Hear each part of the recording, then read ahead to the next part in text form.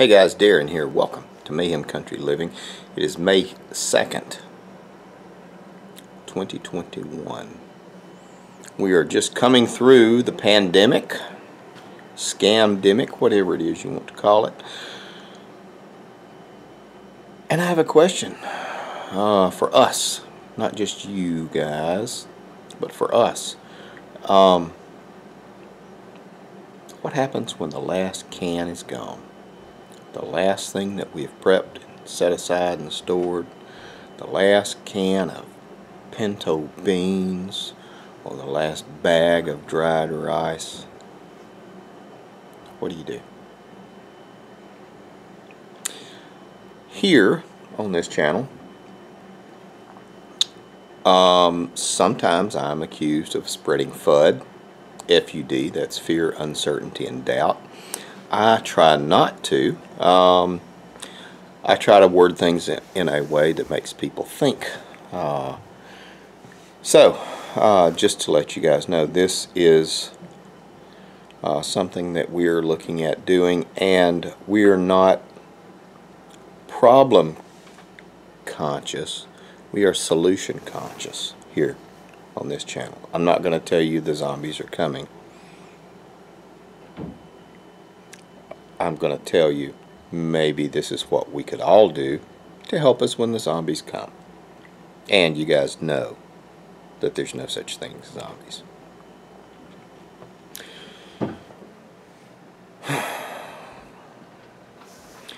We are in a pickle. There's a lot of stuff going on. I could, do fancy graphics and all that stuff. Nah, I'm not going to do all that crap. What do we do? What do we do? The shit has hit the fan, and most people just really don't smell it quite yet. And we are facing, if you are a member of my Patreon group, we've already discussed this, General Mills, Procter & Gamble, all sorts of Whole Foods and everything. A lot of companies, large players, have already said that they will be going up in the next quarter. They will be going up much higher to offset the cost of the expenses, double and triple. So if your can of beans cost $1, your can of beans next quarter will more than likely cost $3. There you go. Now, what can you do? Well, obviously we can grow a garden, and we talk about that, and I know gardening is the unsexy part of preparedness, because man, we can we can field strip an AR, and we can do this and do that, and we can play with a Creedmoor, and we can do all kinds of stuff, and we can blow up stuff. Ain't gonna feed you. Way it is. We can do night vision, we can do body armor, and we have all that crap. Can't eat it. That's the way she goes, guys. Just the way it is. What do you do? Gardening is a form of independence, and it is a form of guerrilla warfare. There's conventional warfare, and then there is non-conventional, and then there is guerrilla warfare. Conventional, about two armies standing, point guns at each other and shoot. Non-conventional is where you circumvent certain things, and it is approaching a gray or black market, which I'm all for, absolutely. And then you have the guerrilla warfare, which is applied to growing your own food. How about that? You can talk about secret gardens, food forests, and all that stuff is really good information. A lot more than I can tell you about in this video, because we're going to try to keep it brief. But let's just hash over a couple of things that might work for you. How about gardening on your own property, tilling up something? putting in vegetables. What about vegetables? Well, you can grow your nutrients, you can buy your protein. That is one of the secrets and one of the tricks. Grow your nutrients, buy your protein. Now, that being said, you can grow your greens and your salad stuff, lettuces, your eggplants, your squashes, your okras, your tomatoes, and everything. It's fantastic. I want you to do as much of that as you can. And if you people, any of you guys, have that seed vault and you got it stored away in the closet under your boots that don't get used much, you better break them out. Go ahead and start learning how to do it. There is a fallacy that you can throw seeds in the ground and you will be blessed with a bounty. No, it doesn't work that way. I've been gardening for decades and I still learn something every freaking time I do it. Stuff that I did not know would work or that I didn't know wouldn't work. But what could you do on your homestead or on your little plot of land behind your fence, in your backyard, or on your patio or something like that? Good questions. More to come.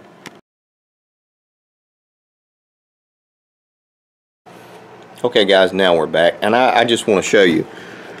This is one of the things that I have begun to do with a gusto, and I know people are saying, well, you just do this and that and flowers and all that stuff. This is all practice. This is a learning curve. These are all my lettuces. This is the honest to goodness Kratky hydroponic system, and these guys are starting to come in famously. It's wonderful. And then I'll walk you over here and show you what I have been expanding on. Hadn't done a video on this. Yes, this is a work in progress, guys. I ran out of lumber and I'm trying to get lumber free. Yes, there's ways to do it, but I won't talk to you about it in this video. There's ways to get free lumber. I don't want to buy any lumber. I don't want to pay $10 for a 2x4. So this is my hydroponics system tray. There will be this. When I was building everything, I did not calculate for actually the heights of the plants, really. So my next shelf is probably going to be about 2.5 or 3 feet higher, and I will have a shelf of seed starting. All my lights and everything, that will go away ultimately, and this will be wrapped completely in well, that stuff, the chrome bubble wrap. And we're going to do that. What if you don't want to do that? I mean, you might not want to do all that stuff with the hydroponic system. Now, there is a learning curve with hydroponics, and you are also tethered to the fact that if you're doing it in a dark area, you need electricity. And you need a supply of a certain type of chemicals. Nothing exotic or hinky or anything like that, just nutrients to grow these plants. And they grow famously, fantastically. You've watched me do it over the 6 weeks, and I'm just blown away by it. You can do this outside, in the sunshine, behind a privacy fence, in a greenhouse. That would work. What else could you do? Well, hang on, let's think about it.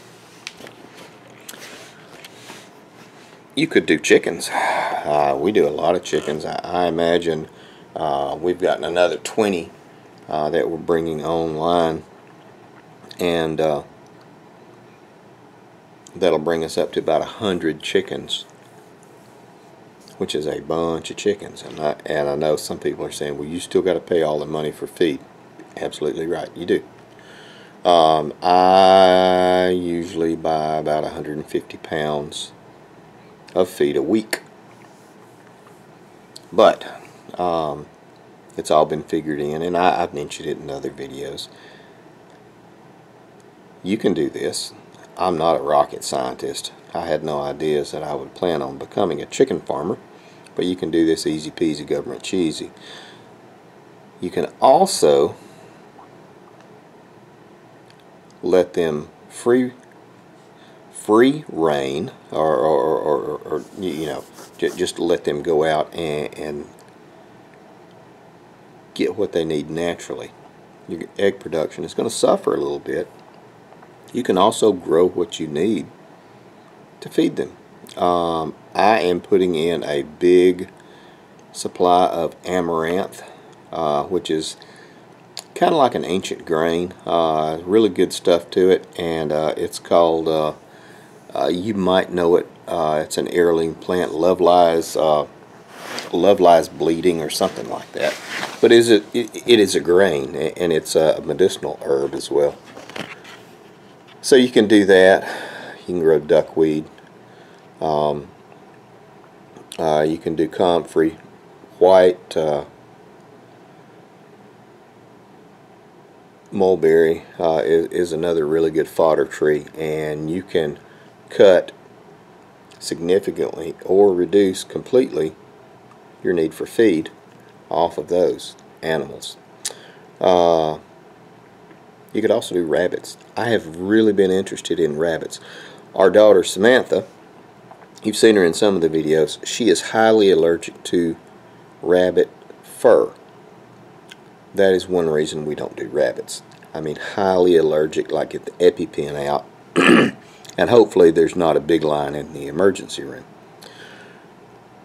That being said, should something ever get close to happening, like might be happening, I would get all the equipment and buy everything for my next door neighbor or someone I knew very close, and I would say, congratulations, you're in the rabbit business, and here's your, here's your male, here's your, 5 or 6 females, and here's the wire and the wood, and we're gonna build you a hutch, and you're gonna do your rabbits, and you have meat, and then you'll have fur, and I'll have meat, I won't have fur.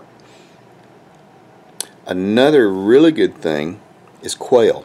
Quail is something we are going to do here on the property. You could do quail if you had a room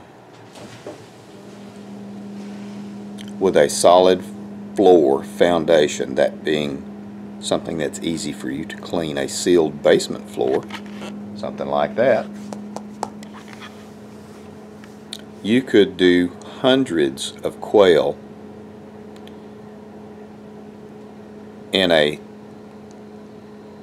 very small space, and they're very quiet.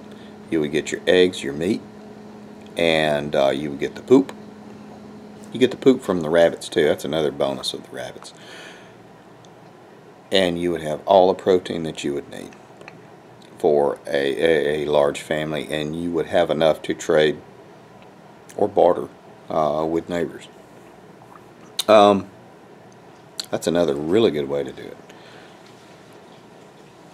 Another thing a lot of people don't think of is you can do shrimp, and think of it as a lot of people do aquatics, and they do tilapia in aquaponics systems. Yeah, that's okay. You could also do shrimp. You can use them in all kinds of dirty water, and they do very well. You could bring stock tanks down inside of a basement, inside of a garage. You could put up a plastic baby wading pool, one of those 15-foot pools, and you could grow and harvest a buttload of shrimp. So think of this: if you had your quail, if you had your shrimp, and if you had your garden, and the only people would know that what you would have is your outside garden, you would have to disguise the fact that you were so well fed when other people were hungry. And the trick is not just to do it yourself. Learn how to do it yourself. Teach your neighbors. One of the other things, and it's kind of less interesting to me. You can do bees. I know it's it's different, and I'm talking on small scale. If you don't have enough land for like a dairy cows or beef cows or goats or sheep. Ultimately, I would love to have some sheep, some pigs, and some goats. I don't know if I'll ever have enough land to do responsibly a beef cow or a dairy cow. But, you know, that's kind of what we're working on. Bees. Bees are a wonderful deterrent. Even if I did not have bees, I would build a fake hive and set it out, one at each end of my property, and nobody is the wiser, and that will keep a lot of people off of your property, having a fake hive, because people don't want to get stung, and people aren't very sure about bees. Earthworms. Okay, let's get to it. Yes, you could eat them, I guess. I don't know about that, but fantastic worm castings, fantastic fertilizer, really good source to supplement the systems you have in place already, your gardens and stuff like that. So I mean, like, take your chicken poop, let it cool off a little bit, because chicken poop's a hot fertilizer. Do your worm castings, compost, all that stuff. That'll really go a long way in a garden. These are the kind of things we need to think of. And I'm not talking about large-scale production or anything like that. I'm not talking about huge monocrops of wheat and corn. No. I'm talking about small-scale cottage industries for you to take care of and feed your family. And then hopefully some of your neighbors. And your neighbors, what's the best way to convince somebody that they're doing it wrong and you're doing it right? Well, let them watch you and then feed them. So guys, I'm sorry, this is not a lot of doom and gloom. This is a lot of opportunities. What does the Bible say? Not of hope, but of not of calamity, but of hope. And kudos to who knows that verse from the Bible, King James Version. But there are things that are happening that are coming down. We can be better prepared. We really can. You need a group. You need a family. You need people that you can count on and rely on. Take care of you people.